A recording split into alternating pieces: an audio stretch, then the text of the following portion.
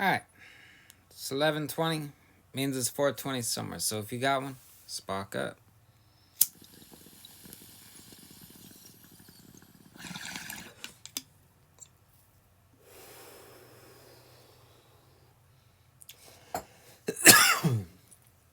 Alright,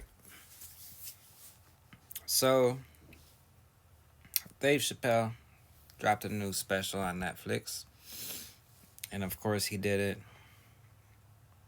like a week and a half after I canceled my Netflix subscription.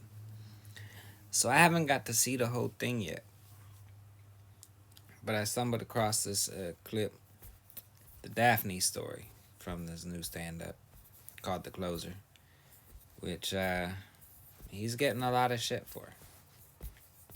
You know, being a comedian is dangerous business these days, because we live in a time where offending someone is almost a crime. So, let's see what he had to say. This is the Daphne story. Before I go, I want to share this story with you because it's important to this point. I want your community to know that one of the coolest people I ever met was a transgender woman. And this is not a man that I knew that became a woman. This woman was trans when I met her. Lived in San Francisco. Daphne Dorman is her name. I would do 18 shows in the Bay Area, sometimes in Oakland and Dirty Hood nightclub, and she would be there, a white trans woman, laughing loud and hard at everything I said, especially the trans jokes. It's very puzzling, because she was obviously trans. And one night after one of the shows, I met her. And what it was, turns out, it was her dream to be a comedian.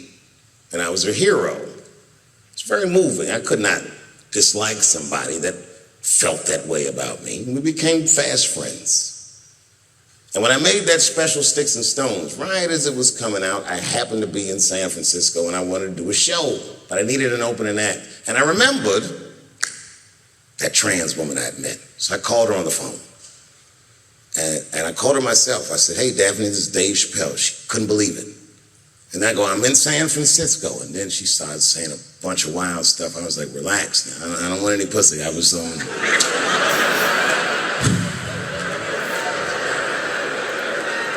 was calling because I'm doing a show and I need an opening act.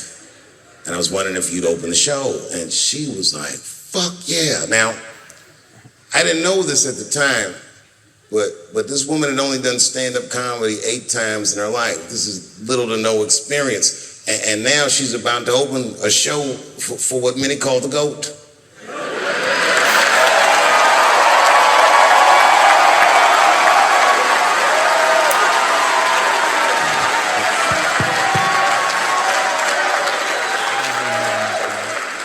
She's an amateur in stature, but in practice, she was very professional. She showed up early, which is something I appreciate because I like people to be on time. She was dressed to the motherfucking nines. I mean, I'm transphobic, and even I was like, "You look nice."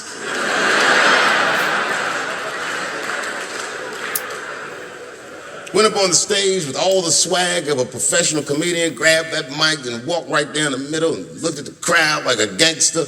Man, you should have seen her work. This bitch bombed for 45 minutes straight. And I am not exaggerating, young man. That show was terrible. Stunk. And then she brings me on, and you know, I was like a glass of water after a handful of salt. The crowd was happy to see me. I was killing it. But here's what impressed me. Any other comedian I've ever seen, if they had bombed as bad as she did, would have snuck out of the back of the theater and went home and cried or something. And she didn't do that. Not only did she not leave, she found a seat right up in front. You know, when a new comedian watches an experienced comedian in comedy, we call this taking class. And this bitch took my whole class. She sat up there and was laughing as hard as she always laughs, as if nothing bad had even happened to her. And I saw her show. Something bad happened to her.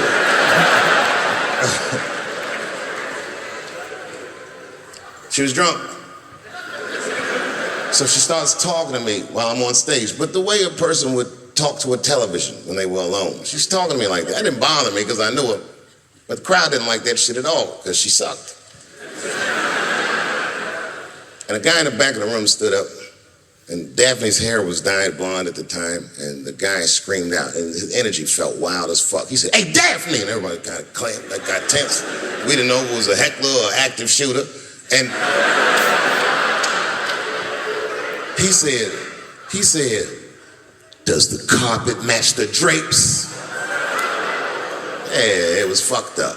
The whole crowd kind of groaned because it was so like mean. Everybody groaned except for Daphne. She kind of laughed, which was weird. And then she didn't even look all the way back. She said, "Sir, I don't have carpets. I have hardwood floors." Just like that. Just like that.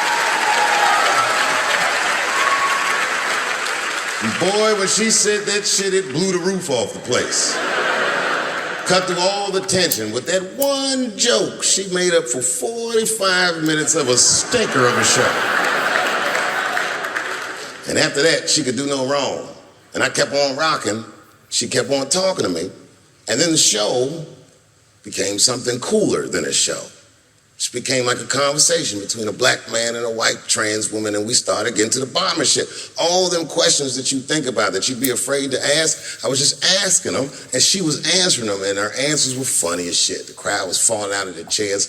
And at the end of the show, I go, "Oh, Daphne," I said, "Well, that was fun." I go, "I love you to death, but I have no fucking idea what you're talking about." The whole crowd laughed, except for Daphne. Now she looks at me like I'm not her friend anymore. Like I'm something bigger than me, like I'm the whole world and the guy. And she said, "I don't need you to understand me." I said, "What?" She said, "I just need you to believe," just like this, she goes, "that I'm having a human experience." And when she said it, the whole crowd kind of gasped. And I gave it a Fight Club look. I said, "I believe you, bitch." Because she didn't say anything about pronouns. She didn't say anything about me being in trouble. She said, "Just believe I'm a person and I'm going through it." And oh, I believe you because it takes one to know one.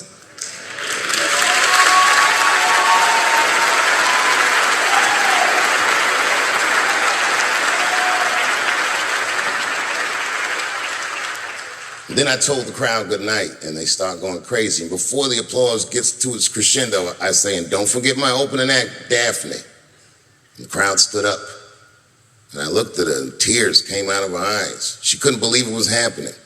I couldn't believe it was happening because her show stunk. And it was a great night. I remember the late, great Paul Mooney was there, a bunch of fly-ass comedy niggas was there. And we all went backstage and was just drinking and talking shit and laughing, and Daphne stole the room. She had everyone cracking up, spinning the yarn, telling us all these crazy stories about shit she be into. We all laughing real hard, and as she's telling us and everyone's laughing, I'm looking around, I'm like, "Oh my God, she is funny." I pulled her aside and I said, "You're hilarious. I didn't know that when you were on stage." I said, "You're doing some things wrong, but I can help you." I said, "Anytime I'm in San Francisco, why don't you open the show for me, and I'll just try to give you some pointers, see if you can't work this thing out." And she said, "Are you serious?" I was like, "Yeah." And she grabbed me real tight, hugged me, squeezed me, and I pushed her all violently because I'm transphobic. I said, "Boundaries, bitch."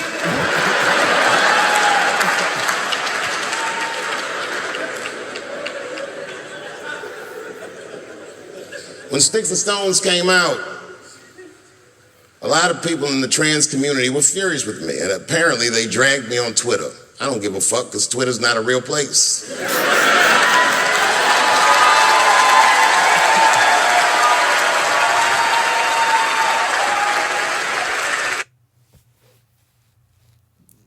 Yeah, he just said a lot right there, though. I don't give a fuck. Twitter's not a real place. Yeah, I've been getting better about not spending so much time on there. I got rid of Facebook and picked up Twitter, and I was like, well, what the fuck? I just substituted one bad habit for another. But you know, you can find out some things that's going on. You know, social media has its good purposes, but at the same time, it can be also very negative and distracting. And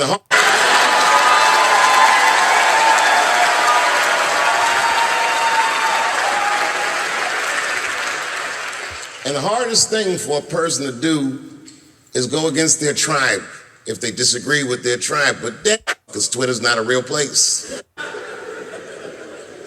When Sticks and Stones came out, a lot of people in the trans community were furious with me, and apparently they dragged me on Twitter. I don't give a fuck because Twitter's not a real place.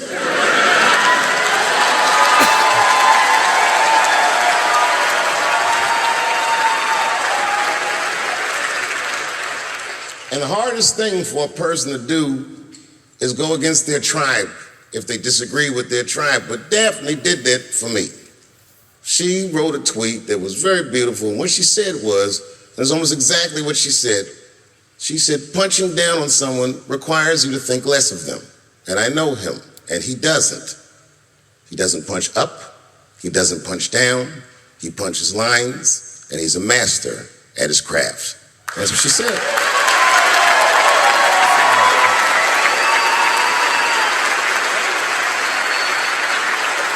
Beautiful tweet, beautiful friend. It took a lot of heart to defend me like that. And when she did that, the trans community dragged that bitch all over Twitter. For days, they was going in on her, and she was holding her own because she's funny. But 6 days after that wonderful night I described to you, my friend Daphne killed herself. Oh, yeah. It's a true story. My heart was broken. Yeah, it wasn't the jokes. I don't know if it was them dragging her, I don't know what's going on in her life, but I bet dragging her didn't help. I was very angry at them. I was very angry at her. I felt like Daphne lied to me. She always says she identified as a woman, and then one day she goes up to the roof of a building and jumps off and kills herself. Clearly, only a man would do some gangster shit like that. Hear me out. As hard as it is to hear a joke like that, I'm telling you right now, Daphne would have loved that joke. That's why she was my friend.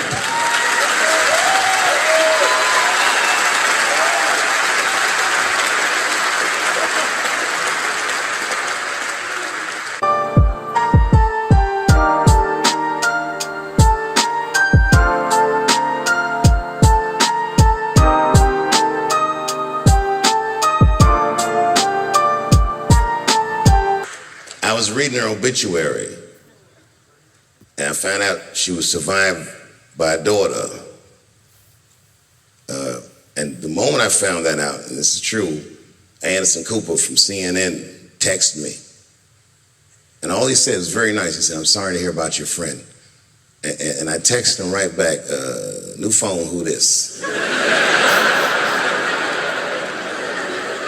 He said, "It's Anderson Cooper." I said, "Oh," I said, "Anderson." I go, "Look, I need to find her family." And he texted me right back with all the phone numbers and all this information. I say this to say, if you ever want to know about anything gay, call Anderson Cooper from CNN. This nigga is faster than Google.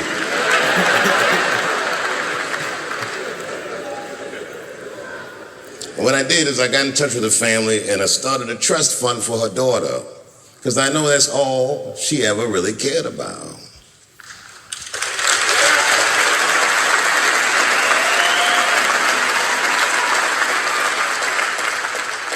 And I don't know what the trans community did for her, but I don't care, because I feel like she wasn't their tribe. She was mine. She was a comedian in her soul.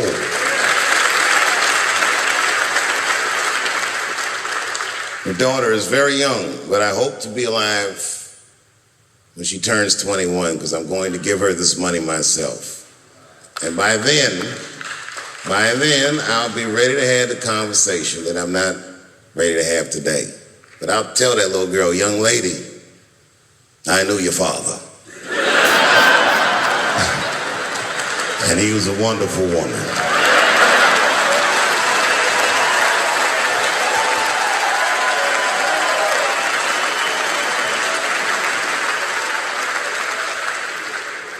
Empathy is not gay.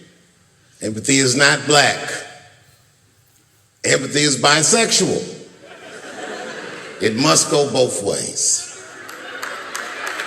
It must go both ways. Remember, taking a man's livelihood is akin to killing him. I'm begging you, please do not abort the baby.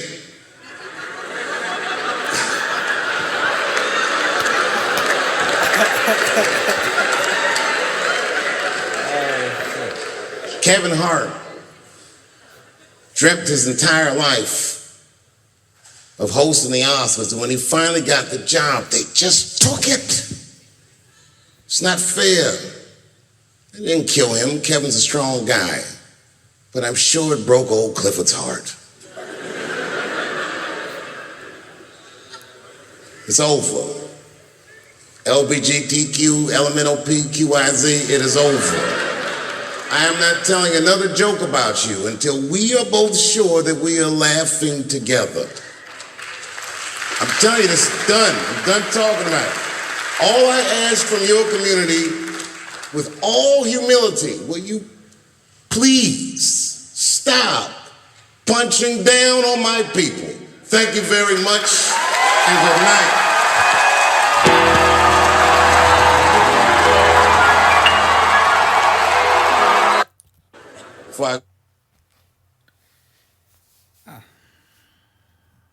That was dang, that was funny but deep at the same time. But yeah, because I remembered seeing that tweet. Or it was a picture of the tweet that had been shared again. I don't remember. But I remembered reading that one. That was, yeah, Dave Chappelle he's definitely one of the top comedians, I'd have to say. But yeah, that was Dave Chappelle, the Daphne story from his new special, The Closer, out on Netflix. Which I'm gonna have to borrow my roommate's Netflix probably to watch it. But other than that, y'all have a nice night. Thanks for watching. Stay blazing.